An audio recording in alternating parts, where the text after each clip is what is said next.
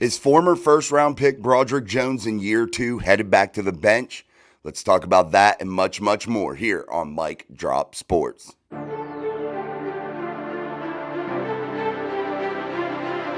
Welcome back, everybody, to our Friday edition of the show here on Mike Drop Sports. I'm your host, Jason. As we dive in, we're going to talk a little bit about Broderick Jones, this offensive line that we've been kind of wondering and speculating and trying to figure out how the Steelers fix this with the injury issues and how things start to come together and start to gel, and where do the Steelers want to go in terms of their direction with the young talent, with the veterans that they do have, and how this thing all works. Broderick Jones was over at the left tackle while Dan Moore Jr. was a do not participate in Wednesday's practice. However, Broderick Jones gets moved out as Troy Fautanu stays at right guard when right tackle when Dan Moore Jr. returns to practice on Thursday in that starting left tackle spot, with Broderick working in behind them. Is this a solid move for the Pittsburgh Steelers? Is this what they want to do? Is this actual reality, or is this just more of wanting Troy Fautanu to get more reps, to get himself up to speed in order to be inserted into that lineup if need be? Does Broderick Jones still start at right tackle even if Dan Moore Jr. is back? How does this work? Or does Troy Fautanu move in and start at right tackle to gain his first start as a pro here in the NFL with the Steelers? What do we do here? What do the Steelers do here? What do we want as a fan base? How does this all work out in my eyes? If you're a fan, all you want is it to gel, to work, be effective. I don't care who's there. I don't think you should either. It just depends on this. Who do the Steelers want in terms of speed? Who is healthy, who is able to perform at the highest level come Sunday in Denver? That's all that should matter. That's all that should matter to anybody, period. Not the names on the back of a jersey, but the name on the front of it, and that is the Pittsburgh Steelers.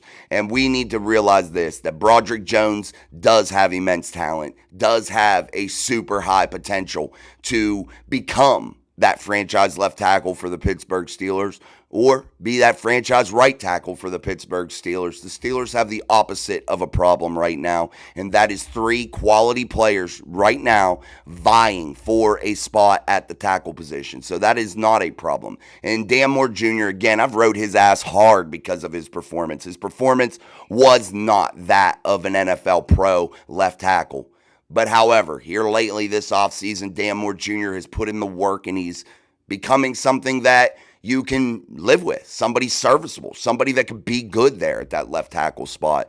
So I'm not disappointed that he returned there, considering that I thought that he's earned that spot right now this preseason. So allow him to continue to do what he needs to do until he can't no more. Then you figure it out from there. But Broderick Jones, in my eyes, guys, if he does go to the bench, it's not a permanent thing. Broderick Jones will be a starter eventually for your Pittsburgh Steelers. I feel like that elbow thing is a little bit more than what we've all been told by the Steelers.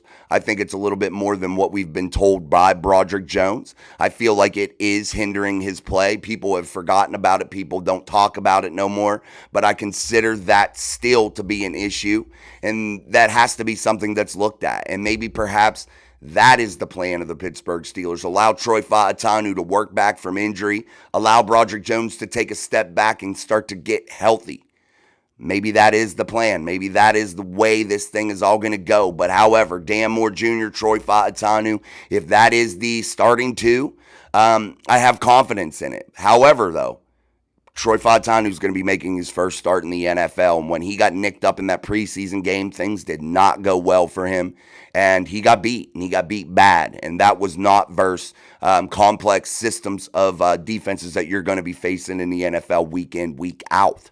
That is an issue. And maybe perhaps Troy Fautanu, again, was just hampered by getting nicked up a little bit with his knee to where he wasn't able to slide and be effective correctly, to where he was getting beat off the edge and getting beat bad. Maybe that was the thing that made that all just a disaster. And the Steelers have seen enough throughout the preseason, throughout the training camp period, that they would be comfortable with putting Broderick Jones to the bench in place of Troy Fautanu. Now, I seem to think that maybe this might be overblown. There's articles out there. I saw one by Steelers Depot. I've seen some others talking about this. So go read those people's work and see what their perspective is on this. I seem to think that maybe it's a little bit overblown in my eyes, and I think that the Steelers really just want to try to get Troy Fautanu as many reps as humanly possible in order to be ready to go if need be. I think Broderick Jones is just getting as many reps off as possible in order to get himself fully healthy here as we approach Sunday. I think that seems to be, in my head, what is going on. But again, guys, if this happens again today at practice here on a Friday where you see Broderick Jones sitting and playing behind Troy Fautanu and Dan Moore Jr., there has to be a little bit more thought put into it, and perhaps there may be more to it than what we had originally thought, because Fridays are those days to where you need to be installing everything, that last day of practice in a week for your football team, any football team at any level, that last day of practice for the week. You're not trying to give a ton of reps to the backups. You're trying to solidify your game plan, really put in any key coaching points that you need to install. And that has to be done on that last practice. And you really have to focus and get your ones really, really ultra focused, laser focused, and allow them to be really fluid with the game plan, allow them to really work at it. And I do this even with my youth team. Friday or Thursdays, that's the day for the ones, the majority on offense especially, because you have to have that fluidity. You have to have that sense of comfortability with the game plan, and it's of utmost importance to finish the week strong, to finish the week with everybody on the same page, knowing what they're doing. So we'll see what happens here, but Friday is a telltale day for me. If you see Troy Fautanu at that right tackle spot, Dan Moore at the left tackle, I would say that that's going to be the pairing come Sunday, and that's exactly where Broderick Jones will be going. It's to the bench. Not sure why. We can all sit here and say all these different things, but again, guys, I truly think some sort of injury, and I think it's the elbow. I think that is playing a role in Broderick Jones and his ability to be on the football field and be effective this season so far. And when you're dealing with those joints, man, it could take some time. So you never know exactly what the timetable is, what is going to happen. But again, don't panic, because I really, truly believe Broderick Jones is the future of this franchise somewhere along that offensive line at the tackle position. It's just yet to be determined exactly where he's going to be. And this is year 2. Year 3 is when an offensive lineman, in my eyes, starts to really hit his stride, really starts to do the things special that you drafted him to do.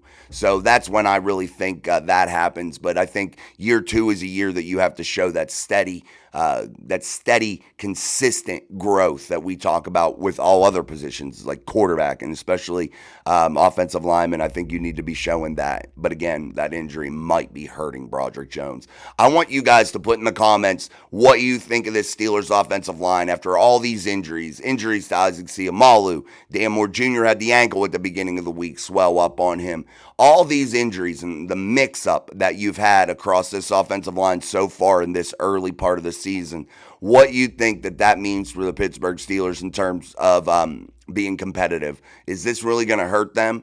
Is this better now to get these growing pains and these injuries out of the way early? Are you concerned about starting a guy like a Troy Fautanu, the rookie at right tackle, and putting Broderick Jones to the bench? Is that something that you would want to do? Make sure you put all that in the comments section, and I'll reply to you, and we'll have some conversation about this offensive line here on a Friday. Thank you for understanding. Last night, I just didn't get out till late, and I'm not doing the show at 9 o'clock, 9:15. It's just we don't get no viewers there. It's like an odd, wonky time for us, and it's a waste of my time to do it that late. So I just figured we'll really hammer it tonight at 7:45 p.m. Eastern Standard Time tonight for the show, Steel City Live, only here on Mic Drop Sports. So make sure you are here, tuned in, ready to go, smashing the shit out of that like button. And as always, guys, thank you for joining me, and we'll catch you tonight. Peace.